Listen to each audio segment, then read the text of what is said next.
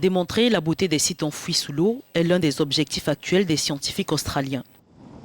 Investigator, le navire de recherche océanographique financé à l'échelle nationale, a navigué sur les eaux australiennes, permettant aux chercheurs de cartographier des canyons spectaculaires dans le nord-est de l'Australie pour la toute première fois. Une équipe de l'Organisation de recherche scientifique et industrielle du Commonwealth traite les données en temps réel, à toutes les heures. C'est plutôt sympa, en quelque sorte, quand il fait noir et que personne n'est réveillé, c'est en fait un peu paisible, comme vous pouvez le voir ici. Au-dessus de l'eau, l'image est parfaite, mais ce qui est en dessous intrigue vraiment les scientifiques.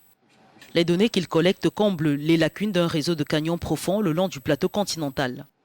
Partout où il y a des détails, il y a des données sur le fond de la mer. Et là où c'est un peu flou, c'est où nous n'avons aucune information. Robin Beeman, scientifique en chef, explique que les canyons peuvent atteindre 2 km de profondeur par endroit. Comprendre ces canyons facilite la gestion de récifs, car les experts peuvent prédire avec précision la façon dont les eaux profondes des océans y sont dirigées.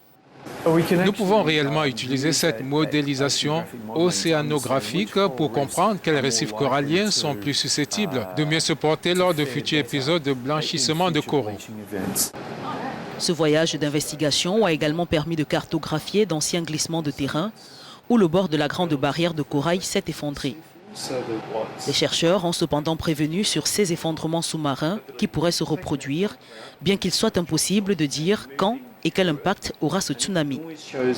Nous pourrions donc probablement ressentir un tsunami sous le littoral, mais celui-ci est très réduit en raison de l'efficacité des récifs coralliens pour simplement amortir cette énergie. En une décennie à peine, les scientifiques ont beaucoup appris sur les fonds marins de coraux, mais ils ne savent toujours pas ce qui vit dans ces profondeurs spectaculaires.